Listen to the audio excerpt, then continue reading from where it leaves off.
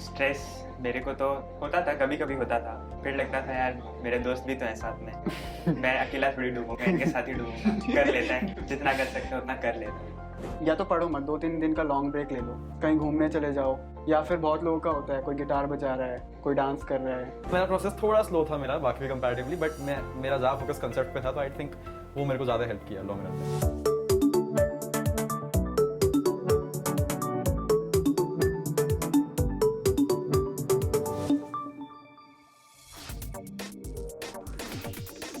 I think ये irony है बहुत बड़ी कि हम वैसे तो नीट स्टूडेंट्स हैं, बट हमको फिजिक्स से ज़्यादा बायो ने तंग करा है, हमें ऐसा लगता है। फिजिक्स तो हो जाती थी, मतलब लाइक हम एक बार पढ़ते थे, क्वेश्चंस कर लेते थे तो उतनी प्रॉब्लम नहीं आती थी, पर बायो में कुछ इंट्रिक चीज़ें कुछ रह जाता था।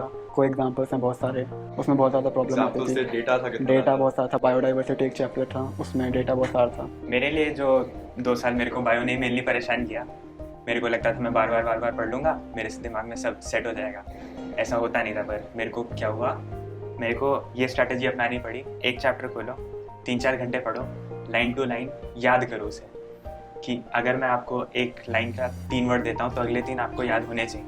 इस लेवल की डेप्थ तक जब एनसीईआरटी कर लेते हो ना, फिर नीट तो हलवा ही लगता है। रूटीन ऐसा कुछ सॉर्ट अप होता नहीं है। टेस्ट देना आपको, टेस्ट का आप कभी भी तैयारी करो। लाइक हमारे शाम में टेस्ट होते थे, लास्ट मंथ की बात कर रहा हूँ। तो फिर मैं सुबह उठता था, मतलब मैं लेट ही उठता था, ठीक है। मैं अपना फिर ब्रेकफास्ट करके पढ़ लेता था 1-2 घंटा जो टेस्ट में मेरे को करना था। फिर हमारे टेस्ट होते थे, फिर आने के बाद वही टेस्ट एनालिसिस करनी होती थी। तो फिर ऐसे ही चलता था। लास्ट में उतना प्रेशर नहीं लेना चाहिए क्योंकि हमने सब कुछ पढ़ रखा होता है, बस फॉलो द प्रोसेस और हो जाता है। सुबह उठने के बाद स्कूल में भी ज़्यादा उस टाइम पे होता है, बिकॉज स्कूल के एंड वाला टाइम होता है वो, जब प्रैक्टिकल्स के बाद वाला टाइम। तो उस टाइम पे फिर हम जाते थे कोचिंग सुबह, और दोपहर में हमारा टेस्ट होता था, उससे पहले सुबह कुछ रिवाइज़ कर लिया। कभी अगर जिस दिन स्कूल गए हैं तो स्कूल में भी अपनी बुक ले गए, कभी फ्री पीरियड में यहाँ बैठे हैं तो रिवाइज़ कर लिया। एंड वहाँ पे फिर कोचिंग में टेस्ट दिया, वो 3 आवर्स वाला जैसे नीट का पैटर्न होता है। उस टेस्ट के बाद फिर हमारा डिस्कशन होता था टेस्ट का, फिर घर आके जो एरर्स हुए कुछ भी या जो भी प्रॉब्लम्स आई सारी नोट कर ली।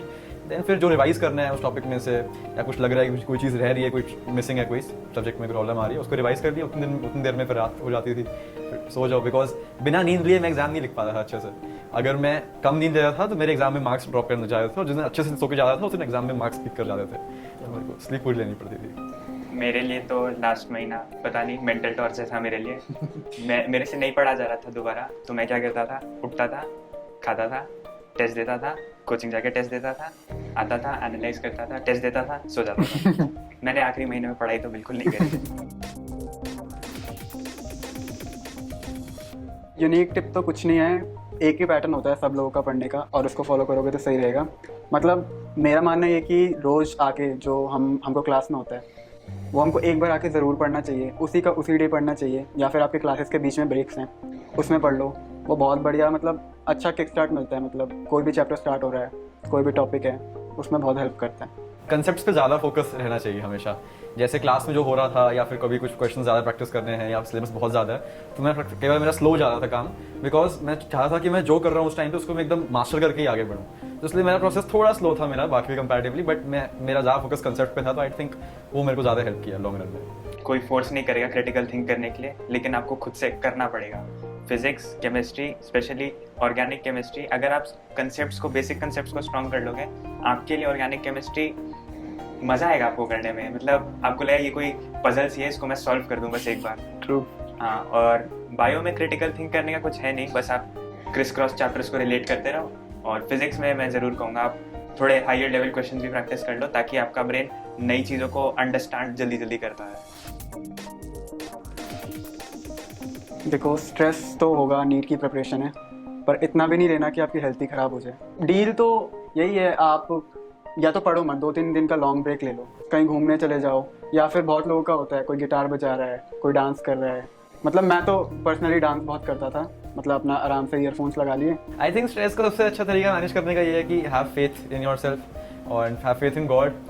बाकी अगर किसी की इंटरेस्ट म्यूजिक सुनने में, म्यूजिक सुन के स्ट्रेस काफ़ी अच्छे से बस्ट होता है। किसी से बात करने से स्ट्रेस बस्ट होता है, पेरेंट्स से बात कर लो, फ्रेंड से बात कर लो, टीचर से गाइडेंस ले लो कि मैम बड़ी टेंशन हो रही है। बट फाइनली तो एक चीज़ यही है, मैटर ऑफ द फैक्ट कि जो फाइनल डे पे आना है वो आपको नहीं पता, क्योंकि हमें भी नहीं पता कि पेपर इस बार ऐसा आएगा।